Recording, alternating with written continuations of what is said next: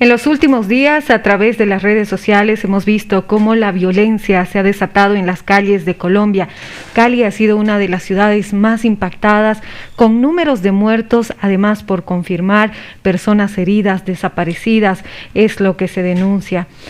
¿Qué está pasando en Colombia? Es sobre este tema en el cual vamos a conversar con Ara Goldsmith, politóloga. Ella es boliviana, pero se encuentra allí en Colombia. ¿Cómo estás, Ara? Buenos días, bienvenida. Hola, Jimena, buen día. Muchísimas gracias por el espacio. Ara, realmente son imágenes desgarradoras las que hemos estado viendo, con diferentes testimonios. También pues vemos medios de comunicación contando esta historia desde otras miradas, pero queremos saber qué es lo que realmente está pasando en Colombia. Bueno, Jimena, creo que para entender lo que está pasando en Colombia tenemos que remitirnos a qué sucede históricamente en ese país.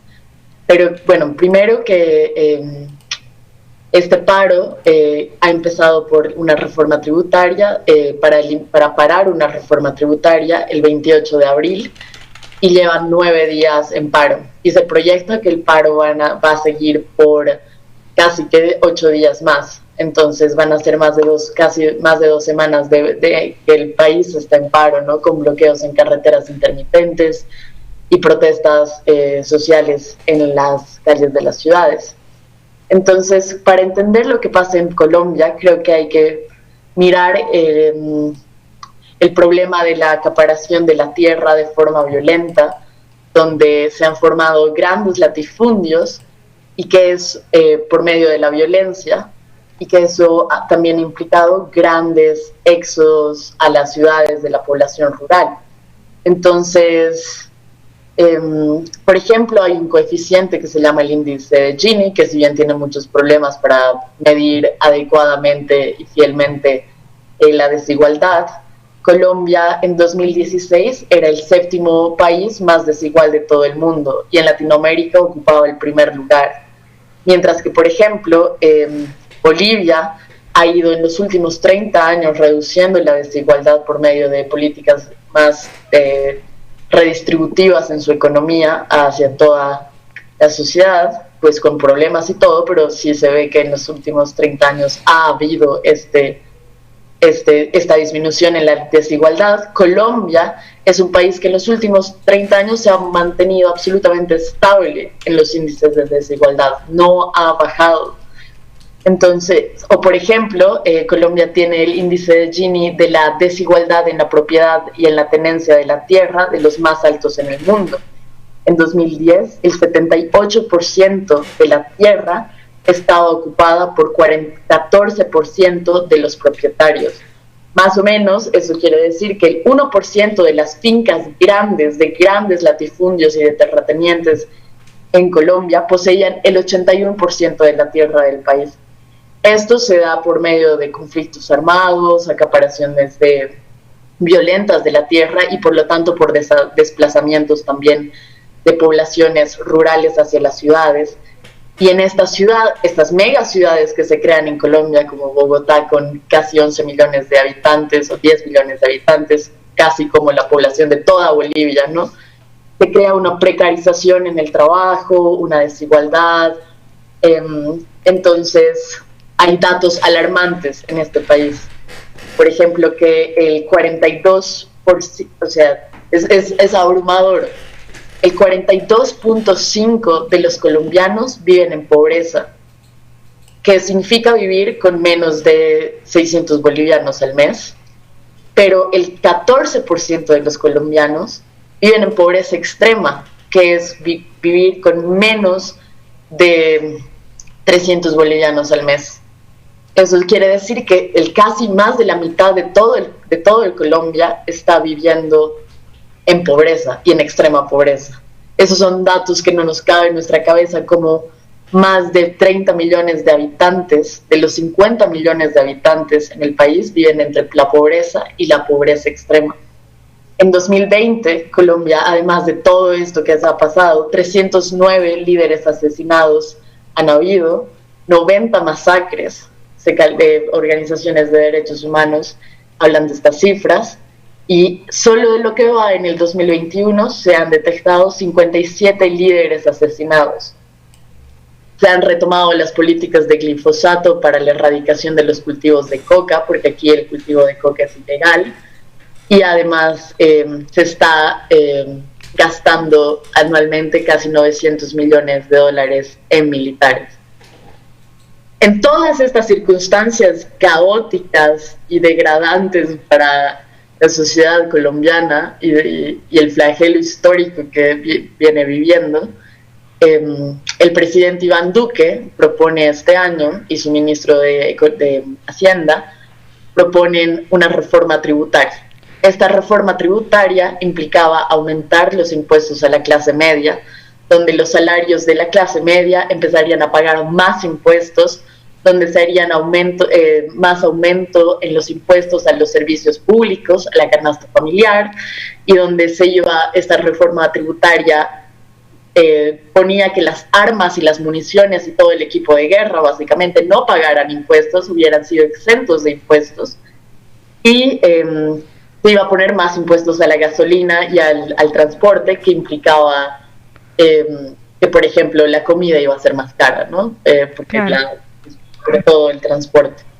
Y esta ya es la tercera reforma tributaria en el gobierno en este gobierno Ara. Tenemos entendido que además impacta directamente a los intereses de estos grupos que se encuentran en estado de vulnerabilidad y de las clases medias, que son ahora este grupo de la población que se está movilizando en las calles. Total, yo creo que la movilización se da desde distintos frentes, ¿no? Por ejemplo, ayer yo estuve en el paro del 5 de mayo, y por ejemplo habían muchos sindicatos, ¿no? Sindicatos de maestros con precarias condiciones para educar en la pandemia, habían sindicatos de recicladores enormemente por la falta de garantías laborales, cada vez más. Entonces, los impuestos en Colombia casi no están sobre los mega ricos, sino sobre la clase media, ¿no?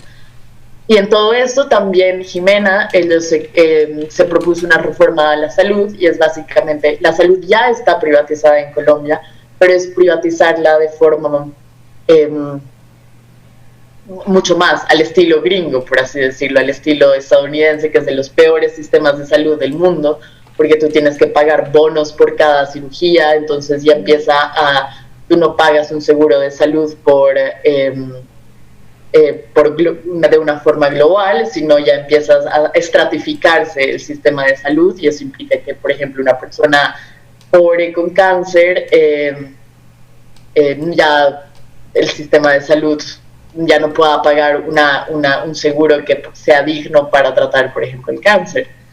Entonces, esto ha generado, obviamente, al principio ha sido la reforma tributaria y la reforma a la salud la que ha hecho a la gente salir a las calles en medio de la pandemia, porque la pandemia se convierte en un asunto secundario cuando pues hay hambre y existen necesidades absolutamente básicas para tener por lo menos una vida digna. Entonces, y en estas condiciones, Jimena, ya se han dado 31 muertes, incluso por armas de fuego, desde la policía, los militares y el Escuadrón Antidisturbios, el SMAT, que se llama acá, para eliminar el derecho a la protesta y a la discusión, ¿no? Y tú ves en los medios de comunicación acá que todos los medios tradicionales de comunicación, que se ve como es vandalismo, ¿no? Y solo están reflejando los disturbios, y hay muchos disturbios, y entre las protestas hay vándalos que quieren destruir la sociedad, y que nosotros con tanto esfuerzo hacemos las estaciones de buses, y bueno, todo el enfoque en los medios de comunicación en Colombia, los medios con gran poder, está en los daños que hacen las protestas, ¿no? Entonces, los datos son alarmantes de cómo la policía y el Escuadrón Antidisturbios SMAT ha intervenido violentamente a la protesta social. Entonces hay 31 muertos y incluso, o sea, hay más de 31 muertos y se han utilizado armas de fuego, que es absolutamente no posible dentro de las protestas. Hay más de 120 personas heridas. Hay 9 casos de violencia sexual, de violación sexual dentro de las instituciones policiales durante las protestas. Hay más de 87 desaparecidos. Hay 18 heridos a los ojos por armas y hay 200 casos de denuncia de agresiones. Esos son o sea, es una cifra estimable, ¿no? Porque es gente que está denunciando a ONGs, porque no hay otra forma de acudir a una justicia más inmediata y tratar de encontrar el asesoramiento de cómo tratar de buscar a los desaparecidos, denunciar las violaciones sexuales, tratar de llevar un proceso, porque las instituciones militares y policiales son súper fuertes en Colombia, entonces meter una demanda es muy difícil, ¿no? Porque es casi que están protegidos por el sistema penal. Entonces, por más que todo esto sea absolutamente ilegal, también hay un componente de mucha legitimidad dentro del mismo Estado colombiano, donde los coroneles y generales salen a decirles a sus fuerzas armadas, que son los grandes héroes de la nación, que sigan trabajando como lo han hecho, es decir, sigan trabajando como una política de muerte.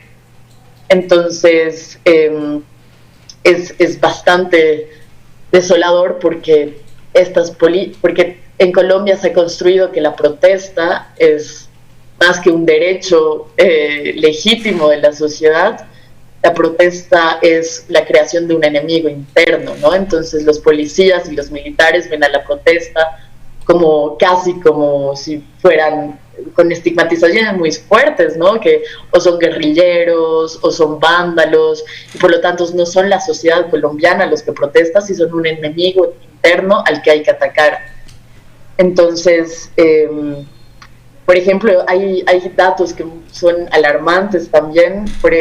NetBlock, que es una organización extranjera del monitoreo de Internet, ha señalado que la conectividad el 4 de mayo se perdió durante las 4:30 de la tarde hasta horas de la mañana, donde el barrio de Cali que más violencia ha sufrido. Cali tiene, de las 31 muertes registradas aún, 25 están situadas en Cali.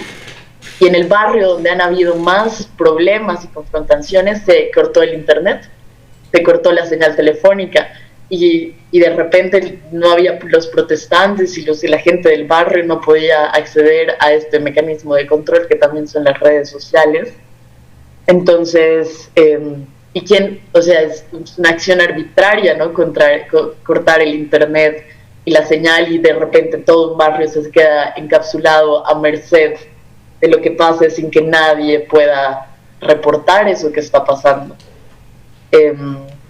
Entonces sí, la situación es difícil, y es más difícil cuando los medios de comunicación en Colombia, aquí, no están contando estas historias del abuso policial y de la brutalidad que existe en el país. De los más de 200 países que existen en el mundo, Colombia ha sido rankeado como el número 20 con la peor brutalidad policial. El primero es Brasil, donde los policías tienen un poder de absoluta violencia y de abusos contra la sociedad civil, y entre estos Colombia está en el número 20, donde la policía y el escuadrón antidisturbios son los más violentos con su propia sociedad. Claro, y además arrastrando una situación de guerra conflictiva desde hace muchos años, muy profunda, sumado a estos temas que mencionas, Ara, que no tienen que ver solamente con la reforma tributaria que ha sido con esto, lo que se ha convocado al paro. En el 2019 también recordemos que se reportaron movilizaciones que fueron frenadas precisamente en el 2020 por la pandemia. Una característica además que muestra la realidad de países como Chile, en la cual ya ha habido un hartazgo de la población y han sumado todas esta desesperación, rabia, frustración al no tener condiciones de vida y salir a las calles. Algo que también pues escuchaba mucho en las redes sociales era esta transformación y de reclamo que hay ahorita en las calles de Colombia, en las cuales decían, bueno, se ha vivido un proceso incluso de pacificación con aquellos, con la resistencia, con los paramilitares que se creía que eran los enemigos, pero el enemigo está en el gobierno porque nos está brindando condiciones indignas de vida, no hay salud, hay muchos hechos de violencia. Citaban también que hasta la fecha se han reportado 67 feminicidios, han muerto más de 271 firmantes de paz. Todos estos elementos, Ara, también me imagino que tienen que ver no solamente con la petición de la eliminación, en este caso de la reforma tributaria. ¿Qué ha pasado con esto? ¿Se ha frenado la reforma tributaria? ¿Qué otro pliego de petición están planteando en este caso desde el sector movilizado? Jimena, la reforma tributaria sin duda se ha caído, no es algo que podía pasar por todas las críticas que ha tenido, ¿no? Como para exacerbar e instaurar cada vez más un sistema de extrema desigualdad, ¿no? Entonces sí, el ministro de Hacienda y el viceministro de Hacienda han renunciado en Colombia, la reforma se ha caído, pero en este proceso de la reforma se haya caído, han habido muchos muertos también, muchos muertos, y de una han metido la reforma a la salud, ¿no? Entonces creo que en este momento pues hay muchos sectores, ¿no? Porque se cae la reforma tributaria, que ha sido la razón por la cual la gente ha salido el 28 de abril, pero de repente hay muertos, y entonces de repente las marchas son, por ejemplo, hay el hashtag en este momento a nivel internacional y dentro de Colombia es "no se están matando", y ¿quién nos está matando? No son los guerrilleros, no son estas fuerzas de crimen desorganizado que también matan, pero es el Estado mismo que sale con su poder legítimo de matar a la propia gente que está tratando de construir una sociedad donde ellos puedan ser parte, ¿no? Donde ellos y ellas puedan hacer parte. Entonces, otra de las demandas es en este momento pues una reforma a las instituciones policiales y militares que tienen un poder de absoluto abuso en Colombia. Históricamente también las instituciones militares han estado aliadas, por ejemplo, con sectores paramilitares. Eso se ha comprobado que en los 90, al principio de 2000, hay algo que se llama pues el nexo entre apoyos militares y paramilitares dentro de las masacres en las áreas rurales, y donde también hay algo que se llama la seguridad democrática instaurada por el expresidente, que aún tiene mucho poder, un terrible poder, Álvaro Uribe Vélez, donde se instalan las fuerzas de convivir, y es armar a la gente en los barrios y en las fincas, y que la gente tenía el derecho a autoarmarse para defender la propiedad privada y defender su vida de los guerrilleros, y podían matar. Y en esos cuando la sociedad civil tiene el derecho de matar, se crean también unas condiciones de muerte y masacres terribles que han pasado en Medellín, en el área rural. Entonces, otra de las peticiones en este momento es reformar estas instituciones policiales y militares que son nefastas para cualquier tipo de orden democrático y para el derecho a la protesta y el derecho a tratar de pensar que puede haber un cambio. También la reforma a la salud es otra de los pliegos que está, pero ahora son inmensos. Ahora justo me llegaba un mensaje de la organización del paro hasta el 14 de mayo, y es que cada sector va a ir movilizándose, el del sector transportista, el sector de la salud, pero yo en el paro de ayer vi que hay peticiones por la educación, por el de los derechos al trabajo, pero creo que grandes pilares es evitar una reforma en la salud, reformar estas instituciones policiales y militares de abuso excesivo y de violencia histórica y nefasta hacia la población, y también el tema del hambre, ¿no? El del hambre y de la desigualdad que se vive en este país. Pero de repente hay un sentido un sentimiento de fatiga, ¿no? Porque esto también en 2019, que fueron de las, como tú comentabas, de las protestas más grandes que ha tenido Colombia en su historia, por la educación, por la salud, por el derecho al trabajo, fueron frenadas, y otra vez estamos ganando este sentimiento y a veces es apocalíptico en un sentido de hay demasiado que hacer con ese país, que uno quisiera cambiar las estructuras económicas y sociales, pero hay tanto poder en la tierra, hay tanto poder en quienes están controlando la tierra y el Estado de alguna forma, que se siente, pero a la vez hay un sentimiento esperanzador en este momento, y que creo que está ganando mucha fuerza a través de redes sociales, de la protesta. Han habido muchos intentos de hacer, de los hackers, ahí no sé si ustedes se han enterado desde Bolivia, que la página de Anonymous, de hackeo internacional, está hackeando las páginas del Senado, de los militares, estar interviniendo conversaciones de la policía. Entonces sí hay muchos frentes que están pasando en este momento, y que también hay algo de tal, quizás una esperanza que emerja de otra vez mucha gente estar pensando y estar haciendo y protestando porque este país sea un país más justo. Así es. Y bueno, represión es lo que ha estado dando el gobierno a aquellas personas que están reclamando por lo que mencionas, condiciones básicas y necesarias, salud, educación, vivienda, alimentación, etcétera, etcétera. Se habla también de otras acciones que se están preparando desde el gobierno.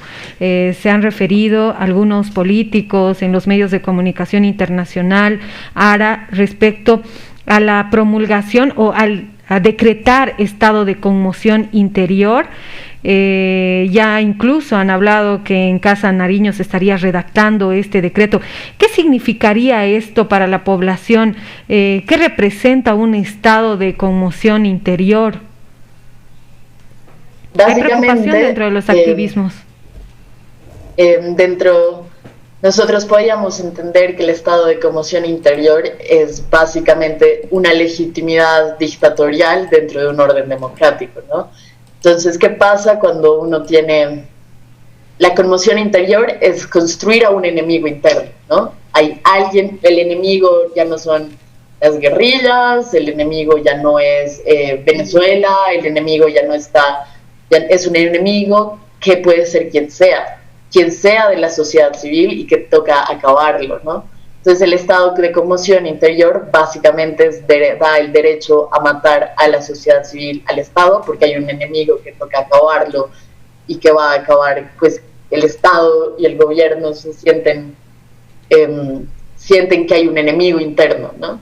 Y ese enemigo interno son la gente que sale a protestar, la gente que está en las calles, y implica que quien esté en las calles puede ser arrestado por ser un posible enemigo, ¿no? Un posible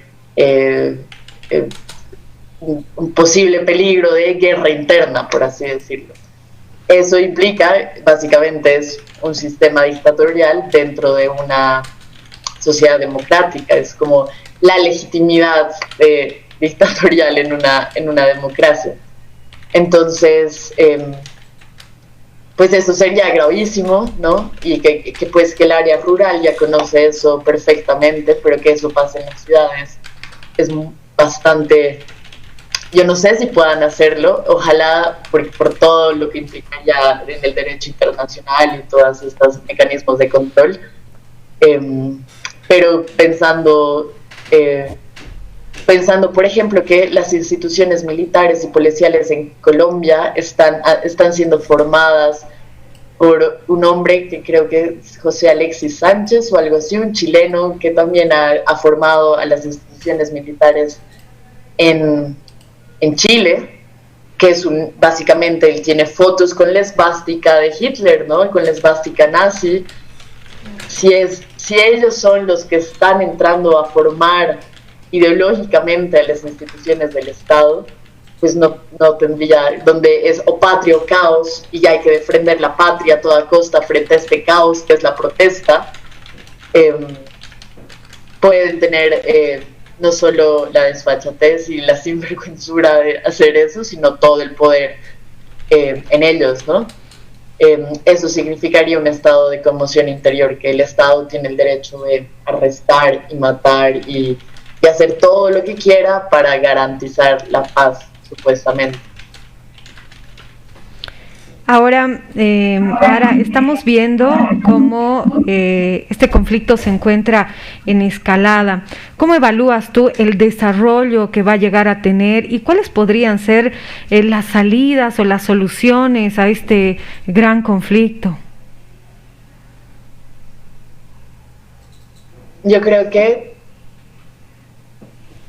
el Estado colombiano, o en este caso los últimos gobiernos, han sido unos gobiernos que no están dispuestos a dialogar con las poblaciones más desfavorecidas o las poblaciones que piensan distinto a un modelo de sociedad, ¿no? Esos son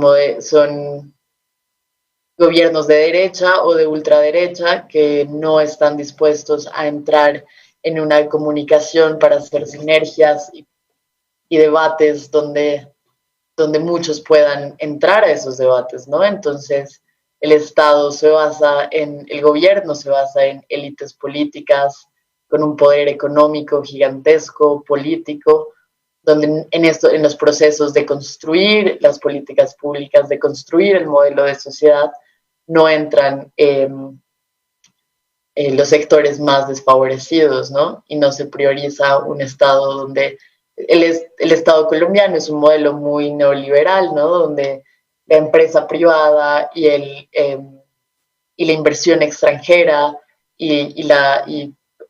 está por encima de todo, ¿no? Entonces, cuando ese es el modelo de la privatización y de las concesiones a grandes empresas, tanto nacionales como extranjeras, no es posible escuchar a la sociedad civil, y menos a una sociedad civil compuesta por grupos diversos, étnicos, de género, de clase, de lugar de origen, ¿no? Entonces, creo que ahí está una posible solución, que finalmente los grupos marginados históricamente puedan entrar también a ser parte de diseñar el lugar donde puede caber una perspectiva de sociedad, donde ellos sí puedan caber, ¿no? Creo que por ahí está, pero para que eso pase, sí, en ese momento creo que es lograr eso, en primera instancia, y o por la presión, lograr generar políticas públicas que estén diseñadas ya para luchar contra el hambre, por la falta de educación y por el derecho a la salud. Claro que sí, porque cese también la violencia que van arrastrando por tantos años, que está matando no solamente a la gente, sino también las esperanzas de vida, las esperanzas de tener días mejores en Colombia. Ahora se nos ha acabado el tiempo, vamos a estar pendientes. Por favor, te pedimos también que puedas estarnos informando continuamente sobre lo que está pasando en Colombia. Muchísimas gracias por haberte dado este tiempo para poder conversar con la población en Sucre. Muchísimas gracias, Jimena, a Radio Encuentro también. Acabo de recibir una noticia donde pues solo para finalizar, hay un joven en Pereira, una ciudad de tamaño mediano en Colombia, que recibió 8 disparos por parte de la policía. 8 disparos no es en defensa propia, 8 disparos no es en favor de conservar el orden en contra de los vándalos. 8 disparos, aunque fuese solo uno, es el abuso completo y total de las fuerzas policiales contra la sociedad civil y la legitimidad que el gobierno les da para hacer eso. Muchas gracias, Jimena, un fuerte abrazo y gracias por el espacio. Un fuerte abrazo también para ti, Ara. Realmente nos despedimos con los mejores Deseos de que pueda haber paz en el vecino país de Colombia. Cerramos, amigas y amigos, este espacio de entrevista central. La entrevista, un espacio donde el análisis mira más allá de la noticia. La entrevista, donde el diálogo con los y las protagonistas nos llevan al fondo de los hechos. La entrevista, un espacio de análisis.